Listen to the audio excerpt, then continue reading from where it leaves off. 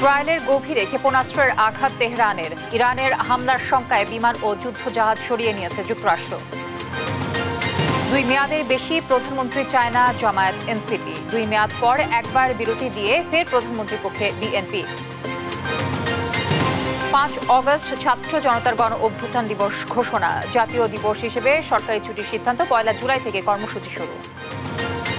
এবং গলফ টেস্টে বাংলাদেশের চেয়ে 127 রানে পিছিয়ে শ্রীলঙ্কা। নিশাঙ্কার 187 রানের সুবাদে তৃতীয় দিন শেষে সংগ্রহ 4 উইকেটে 368। দর্শক, আমন্ত্রণ সংবাদরাতে শুনছিলেন শিরোনামগুলো, সঙ্গে থাকছে আমি তানজিয়া জুথি। দর্শক, শুরুতেই ইরান ইসরায়েল যুদ্ধ প্রসঙ্গ।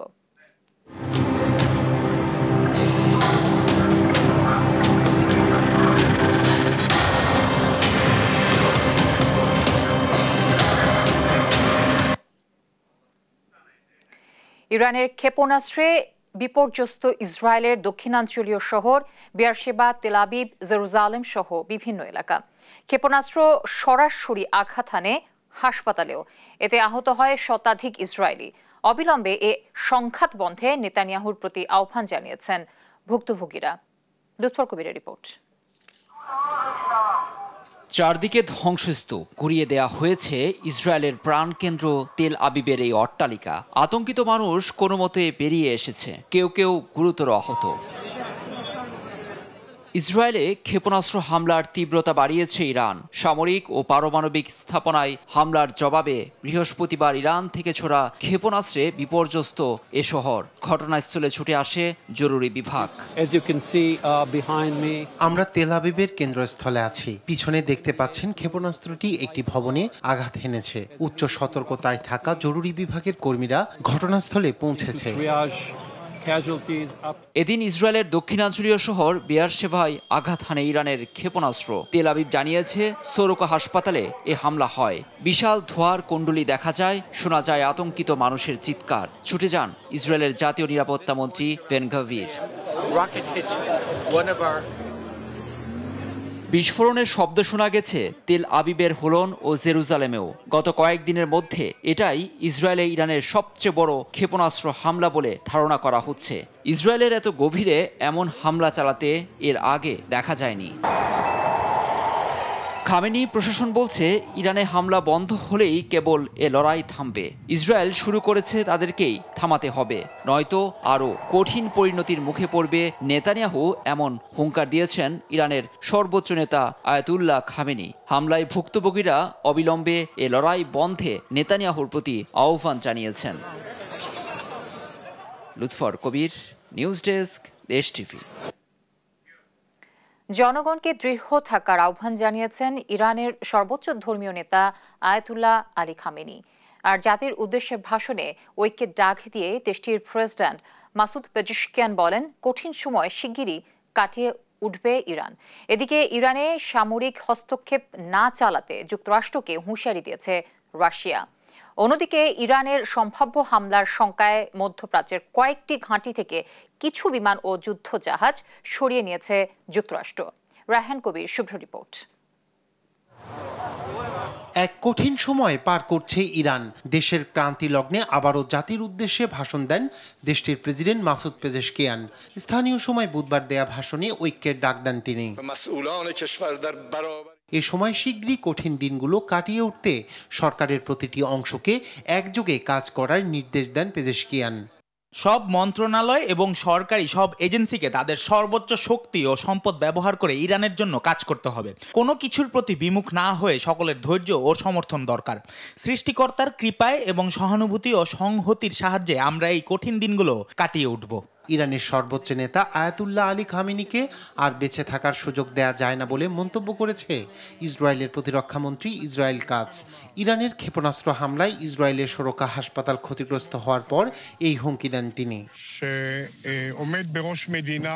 ইসরায়েলকে ধ্বংস করার প্রকাশ্য ঘোষণা দিয়েছেন খামেনি। হাসপাতালের উপর হামলার নির্দেশও তিনি ব্যক্তিগতভাবে দিয়েছেন। ইসরায়েলকে ধ্বংস করা তার লক্ষ্য। এমন একজন মানুষকে আর বেঁচে থাকার সুযোগ দেয়া যায় না। এদিকে ইরানের বিরুদ্ধে সামরিক পদক্ষেপ না চালাতে ওয়াশিংটনকে সতর্ক করেছে মস্কো। সামরিক হস্তক্ষেপের পরিণতি ভয়াবহ হবে বলেও হুঁশিয়ারি দিয়েছেন রাশিয়ার পররাষ্ট্র মন্ত্রণালয়ের মুখপাত্র মারিয়া জাখারোভা। অন্যদিকে ইরানের সম্ভাব্য হামলার শঙ্কায় মধ্যপ্রাচ্যের কয়েকটি ঘাঁটি থেকে কিছু বিমান ও যুদ্ধজাহাজ সরিয়ে নিয়েছে যুক্তরাষ্ট্র। আর স্থানীয় সময় বৃহস্পতিবার সতর্কতা জারি করেছে কাতারস্থ মার্কিন দূতাবাস।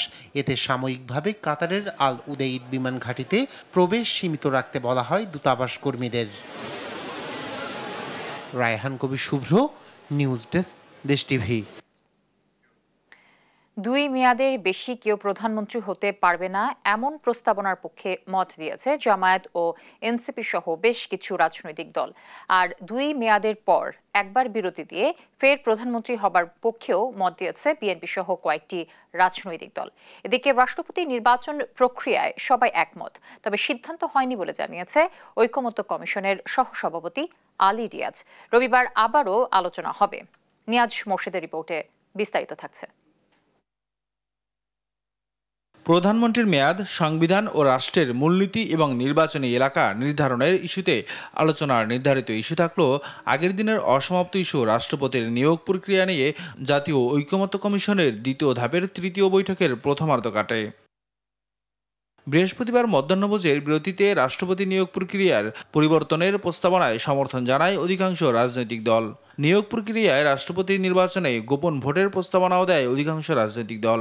বিভিন্ন প্রস্তাবনা আসে রাষ্ট্রপতি নিয়োগে ইলেকটোরাল কলেজ পদ্ধতিতে পরিধি বাড়ানোর।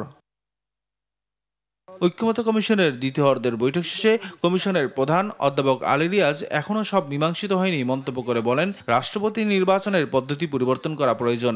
এ বিষয়ে সব দল একমত হলেও দ্বিকক্ষ বিশিষ্ট আইনসভার বিষয়ে সবাই এখনও একমত হয়নি। আমাদের এই আলোচনায় বিভিন্ন রকম মত থাকলেও আপনারা নিশ্চয়ই লক্ষ্য করেছেন যে আলোচনা অত্যন্ত সৌহার্দ্যপূর্ণ পরিবেশে হচ্ছে।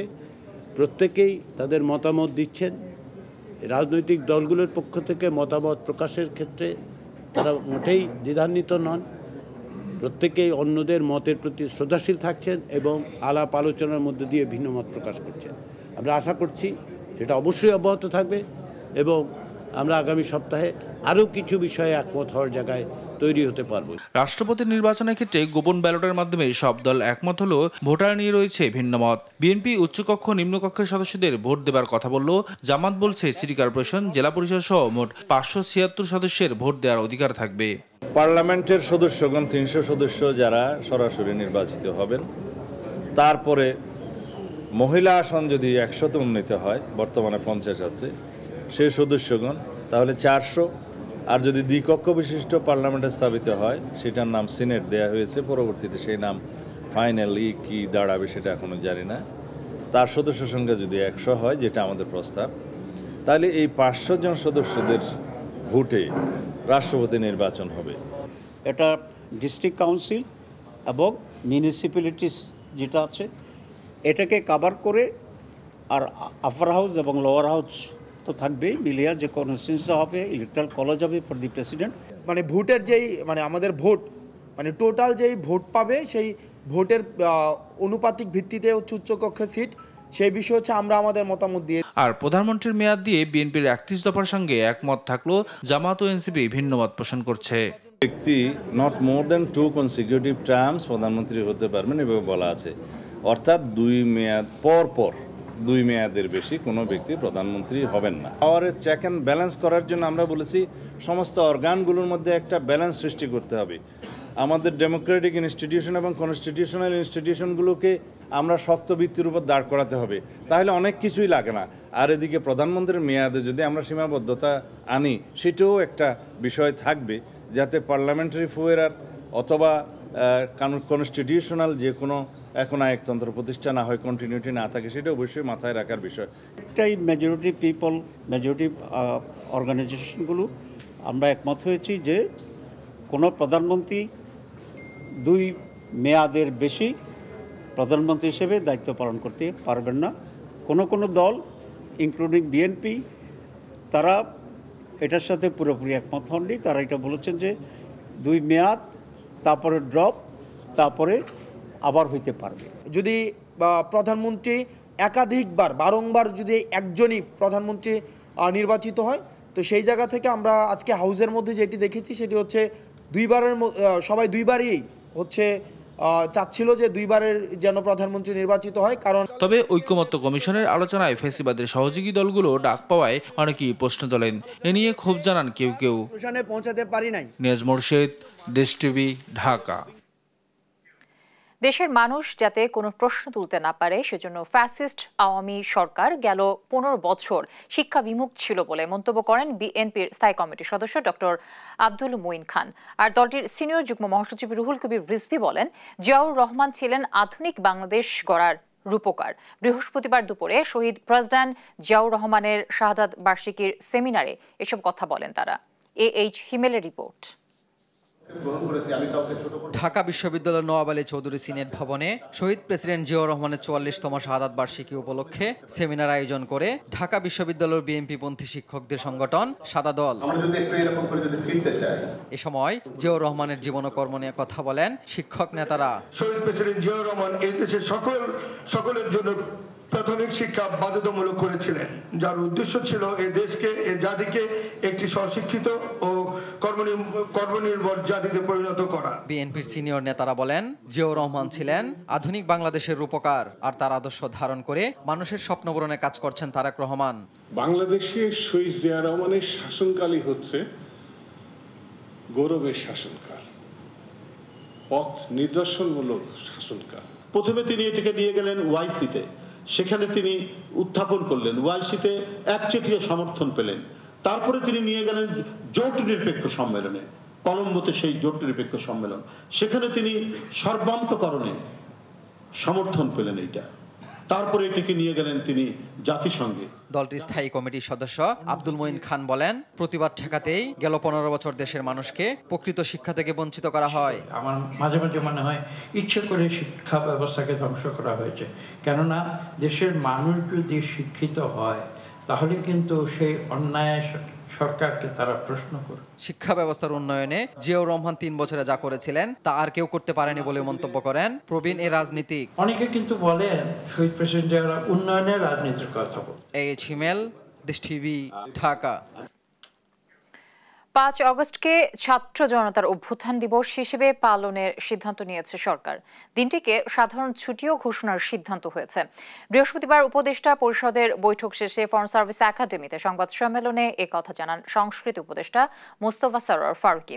জানান 1 জুলাই থেকে শুরু হবে জুলাই অভ্যুত্থানের প্রাথমিক কর্মসূচি, আর 14 জুলাই থেকে 5 অগস্ট পর্যন্ত চলবে চূড়ান্ত কর্মসূচি। আরো জানাচ্ছেন তারেক মাহমুদ সুজন। বৃহস্পতিবার অন্তর্বর্তী সরকারের প্রধান উপদেষ্টা ডক্টর মোহাম্মদ ইউনূসের নেতৃত্বে উপদেষ্টা পরিষদের বিশেষ বৈঠক অনুষ্ঠিত হয়। পরে ফরেন সার্ভিস একাডেমিতে সংবাদ সম্মেলনে বৈঠকের বিস্তারিত তুলে ধরেন সংস্কৃতি উপদেষ্টা মোস্তফা সরোয়ার ফারুকী এবং প্রধান উপদেষ্টার প্রেস সচিব শফিকুল আলম। বাংলাদেশ বেতার এবং সংস্কৃতি উপদেষ্টা জানান, ছাত্র জনতার অভ্যুত্থান দিবস হিসেবে 5 আগস্ট সাধারণ সরকারি ছুটি পালনের সিদ্ধান্ত নিয়েছে সরকার। 5 আগস্ট একটা ছুটি ঘোষণা করা হবে, সেটা হচ্ছে ছাত্র জনতার অভ্যুত্থান দিবস হিসেবে পালিত হবে। এটা এবছর থেকে প্রতি বছরই পালিত হবে। জানান, আগামী 1 জুলাই থেকে শুরু হবে জুলাই অভ্যুত্থানের প্রাথমিক কর্মসূচি, আর 14 জুলাই থেকে 5 আগস্ট পর্যন্ত চলবে চূড়ান্ত কর্মসূচি। জুলাইয়ের 1 তারিখ থেকে আমাদের কর্মসূচি শুরু হবে, কিন্তু মূল ইভেন্ট কিক অফ হবে জুলাইয়ের 14 তারিখ থেকে এবং এটা চলবে 5 আগস্ট পর্যন্ত। বিগত সরকারের আমলে রাজনৈতিক পৃষ্ঠপোষকতায় লাইসেন্স পাওয়া গণমাধ্যমের বিষয়ে অনুসন্ধানে কমিটি গঠন করা হয়েছে বলে জানান প্রধান উপদেষ্টার প্রেস সচিব। বাংলাদেশ বেতার এবং বিটিভির স্বায়ত্তশাসন নিয়ে একটা কমিটি হয়েছে। রিপোর্টে এসছে যে আগে যখন টিভিগুলোর লাইসেন্স দেওয়া হয়েছে, অনেক ক্ষেত্রেই দেখা যাচ্ছে একটা পার্টির পলিটিক্যাল ইডিওলজিকে সার্ভ করার জন্য লাইসেন্সটা দেওয়া হয়েছে। তো এইগুলো লাইসেন্সগুলো কিভাবে দেওয়া হয়েছে এটা ওনারা ইনভেস্টিগেট করবেন। জুলাই যেভাবে সারা বাংলাদেশ এক হয়েছিল সে অনুভূতি ফিরিয়ে আনতে 1 জুলাই থেকে 5 আগস্ট পর্যন্ত নানা কর্মসূচির পরিকল্পনা রয়েছে বলেও জানানো হয় সংবাদ সম্মেলনে। আবার সেই অনুভূতিটাকে ফিরিয়ে আনা, সেই অনুভূতিটা আমাদের মধ্যে আছে, জাস্ট রিইনফোর্স করা সেটাকে। তারেক মাহমুদ সুজন, দেশ টিভি, ঢাকা। বিসিএস 15তম ব্যাচের কর্মকর্তা আসাদ আলম সিয়ামকে পররাষ্ট্র সচিব পদে নিয়োগ দিয়েছে সরকার। বৃহস্পতিবার এ সংক্রান্ত প্রজ্ঞাপন জারি করে মন্ত্রণালয়। প্রজ্ঞাপনে বলা হয়, পরবর্তী নির্দেশ না দেওয়া পর্যন্ত আসাদ আলম সিয়াম পররাষ্ট্র সচিব হিসেবে দায়িত্ব পালন করবেন। আগামীকাল শুক্রবার থেকে এই সিদ্ধান্ত কার্যকর হবে। নতুন পররাষ্ট্র সচিব আসাদ আলম সিয়াম যুক্তরাষ্ট্রে বাংলাদেশের রাষ্ট্রদূতের দায়িত্বে ছিলেন। এর আগে তিনি ভিয়েনায় জাতিসংঘ কার্যালয়ে বাংলাদেশের স্থায়ী প্রতিনিধি এবং ফিলিপাইনে বাংলাদেশের রাষ্ট্রদূত হিসেবে দায়িত্ব পালন করেছেন। বৈষম্য বিরোধী ছাত্র আন্দোলনের অফিসে নিয়ে ব্যবসায়ীকে টর্চারের কথা সংবাদ সম্মেলনেও স্বীকার করলেন অভিযুক্ত নেতারা। দেশ টিভিতে প্রচারিত সংবাদের প্রতিবাদে ঢাকা রিপোর্টার্স ইউনিটিতে সংবাদ সম্মেলনে ব্যবসায়ীকে নির্যাতনের বিষয়টি স্বীকার করেন তারা। এছাড়া এনসিপি আহ্বায়ক নাহিদ ইসলামের ছবি দেখিয়ে তদবির ও বদলি বাণিজ্যের ফুটেজ দেখালেও তা অস্বীকার করেন তারা। মোহাম্মদ সাকিবের রিপোর্ট। বৈষম্য বিরোধী ছাত্র আন্দোলনের অফিস যেন টর্চার সেল। দেশ টিভিতে প্রচারিত এই সংবাদের প্রতিবাদে বৃহস্পতিবার সকালে রিপোর্টার্স ইউনিটিতে সংবাদ সম্মেলন করেন অভিযুক্ত নেতারা। শুরুতেই ব্যবসায়ীকে ধরে এনে টর্চার করার কথা অপকটেই আবারও স্বীকার করেন তারা। বলেন, পাওনা টাকা তুলতে ও আওয়ামী লীগের সঙ্গে যোগাযোগ থাকায় পেটানো হয় তাকে। তবে বৈষম্য বিরোধী ছাত্র আন্দোলনের মিরপুর অফিস কোনো টর্চার সেল না বলে দাবি করেন তারা। তার হোয়াটসঅ্যাপে আওয়ামী লীগের অনেকের সাথে নিয়মিত বিভিন্ন স্পর্শকাতর তথ্য আদান প্রদান, আওয়ামী লীগের বিভিন্ন সভা সমাবেশ মিছিলের আলাপচারিতা আদান প্রদানের প্রমাণ পাওয়া গেলে ওই সময় উত্তেজিত হয়ে আমাদের বৈষম্য ছাত্র আন্দোলন শাহালি থানার আহ্বায়ক রফিক মিঠু তাকে উত্তেজনার বশে আঘাত করে বসে। আপনারা যে টর্চার সেল জিনিসটা আসলে ইউজ করছেন, মানে টর্চার সেল ওয়ার্ডটার সাথে আসলে এই জিনিসটা মধ্যে অনেক মানে বিস্তার একটা ফারাক থাকে। এনসিপির আহ্বায়ক নাহিদ ইসলামের সঙ্গে তোলা ছবি দেখিয়ে প্রভাব বিস্তারের বিষয়টিও অস্বীকার করেন তারা। আর দেশ টিভিতে প্রচারিত রিপোর্টে প্রাথমিক শিক্ষা অধিদপ্তরের ডিজির দপ্তরে তদবির ও বদলিতে প্রভাব বিস্তারের ফুটেজে তাদের স্পষ্ট দেখানো হলেও তাদের দাবি কখনোই শিক্ষা অধিদপ্তরের ডিজির কাছে যায়নি। আমরা ডিজি মহোদয়ের সাথে কখনোই দেখা করিনি, ওনাকে চিনিও না এবং কোনো প্রকার ব্যক্তিগত বা গোষ্ঠীগত তদবিরেও জড়িত ছিলাম না। বসতবাড়িতে হামলা ও লুটের বিষয়ে তারা দাবি করেন, হামলা ও লুট প্রতিহত করতে সেখানে গিয়েছিলেন। তবে কাদের হামলা প্রতিহত করেছেন সে প্রশ্নের জবাব দিতে পারেননি অভিযুক্ত নেতারা। আমরা ঘটনাস্থলে উপস্থিত হয়ে পরিস্থিতি শান্ত রাখার সর্বোচ্চ চেষ্টা করি। আমাদের ভূমিকাটি ছিল মব কন্ট্রোল এবং আইন সহায়ক, কোনোভাবেই কোনো ধরনের উস্কানিমূলক বা সহিংসতামূলক নয়। ওই দিন সারা দেশে যে উত্তেজিত জনতা মানে হামলা করছে, এখানে আসলে কাউকে আইডেন্টিফাই করা পসিবল না। ব্যবসায়ীকে টর্চার করার পর তার কাছে ক্ষমা চাওয়া হয়েছে বলেও দাবি করেন তারা। আমিরুল সাহেবের পা ধরে মাফ চাচ্ছে যে আমি ভুল করেছি, আমি যেটা করেছি রাগের বশে করেছি, এটার জন্য আমাকে ক্ষমা করে দেন। মোহাম্মদ সাকিব, দেশ টিভি, ঢাকা। আলোচিত অভিনেত্রী সুমি কায়সারের বিরুদ্ধে শত কোটি টাকা লুটপাটের অভিযোগে অনুসন্ধান শুরু করেছে দুদক। শাহজালাল বিমানবন্দরে দোকান বরাদ্দ, বিজ্ঞাপনের জন্য বিলবোর্ড স্থাপন সহ নানা অনিয়মের ঘটনায় তথ্য চেয়ে সিভিল অ্যাভিয়েশন অথরিটিতে চিঠি দিয়েছে দুদক। অভিযোগে বলা হয়েছে, বিমানবন্দরের সুমি কায়সারের প্রতিষ্ঠান Dhansiri communication, event management, digital banner সহ নানা কাজের মাধ্যমে সরকারি অর্থ আত্মসাৎ করেন। এদিকে সরকারি রিলিভের 600 মেট্রিক টন চাল আত্মসাতের ঘটনায় চুয়াডাঙ্গা 2 আসনের সাবেক এমপি আলী আসগার টগর সহ 4 জনের বিরুদ্ধে চার্জশিটের অনুমোদন দিয়েছে দুদক। রাজধানীর উত্তরা এলাকায় নগদ কোম্পানির ডিস্ট্রিবিউটরের কাছ থেকে র্যাব পরিচয়ে 1,08,11,000 টাকা ডাকাতির ঘটনায় নগদ অর্থ ও গাড়িসহ 5 জনকে গ্রেফতার করেছে বলে জানিয়েছে উত্তরা বিভাগের উপ পুলিশ কমিশনার মোহাম্মদ মফিদুল ইসলাম। বৃহস্পতিবার দুপুরে ডিএমপির মিডিয়া সেন্টারে আয়োজিত এক সংবাদ সম্মেলনে তিনি এ কথা জানান। বলেন, বুধবার রাজধানীর বিভিন্ন স্থানে অভিযান পরিচালনা করে তাদের গ্রেফতার করা হয়। এ সময় তাদের কাছ থেকে নগদ 22,10,780 টাকা, ব্যাংকে গচ্ছিত 12 লাখ টাকা ও হায়েস গাড়ি উদ্ধার করা হয়। জাতীয় বাজেট 2025-26 রক্ষণশীল ও সতর্ক দৃষ্টিভঙ্গি থেকে প্রণীত হলেও এতে কাঠামোগত সংস্কারের অভাব রয়েছে বলে মনে করেন বিশ্লেষকরা। বৃহস্পতিবার বিকেলে রাজধানীর জাতীয় প্রেস ক্লাবে one initiative research and development আয়োজিত এক সেমিনারে বাজেটের নানা দিক তুলে ধরেন বক্তারা।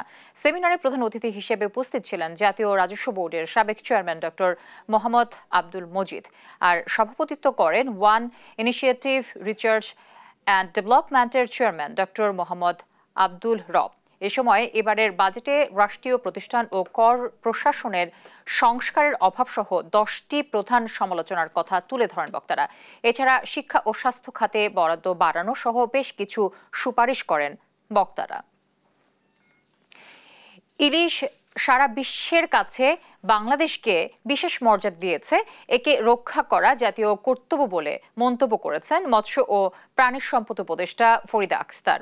সকালে জাটকা ও ইলিশ সংরক্ষণ বাস্তবায়ন 2024-25 এর মূল্যায়ন ও ভবিষ্যৎ করণীয় শীর্ষক কর্মশালায় প্রধান অতিথির বক্তৃতায় এসব কথা বলেন। ইলিশের দাম নিয়ে জনসাধারণের উদ্বেগের কথা তুলে ধরে উপদেষ্টা বলেন, দাম বেশি বলেই বিরক্ত হওয়া উচিত নয়। যখন কিছু ভালো হয় তখন এর দাম একটু বেশি হয়।